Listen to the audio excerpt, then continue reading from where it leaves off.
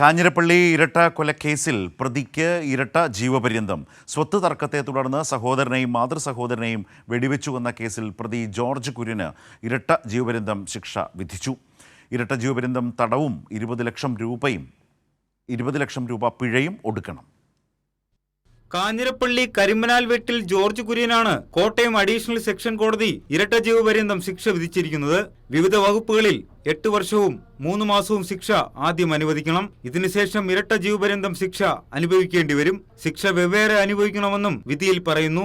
20 ലക്ഷം രൂപ പിഴത്തുക കൊല്ലപ്പെട്ട രഞ്ജു കുര്യന്റെ കുടുംബത്തിന് നൽകണമെന്നും കോടതി ഉത്തരവിട്ടു. 8 വർഷവും 3 മാസവും ഉള്ള തടവ് ശിക്ഷ കൺസിക്യൂട്ടീവായിട്ട് ഒന്നിനു പുറകെ ഒന്നായി ആദ്യം അനുഭവിക്കണം. അതിനുശേഷം ആ തടവ് പൂർത്തിയായ ശേഷം വേണം ജീവപര്യന്തം തടവ് ആരംഭിക്കാൻ. അങ്ങനെ വരുമ്പം ഏത് ഗവൺമെൻറ് എത്ര റിമിഷൻ കൊടുത്താലും ചുരുങ്ങിയത് 22 വർഷം ഈ പ്രതിയുടെ തടവ് ശിക്ഷ ഇതോടുകൂടി ഉറപ്പാക്കിയിട്ടുണ്ട്.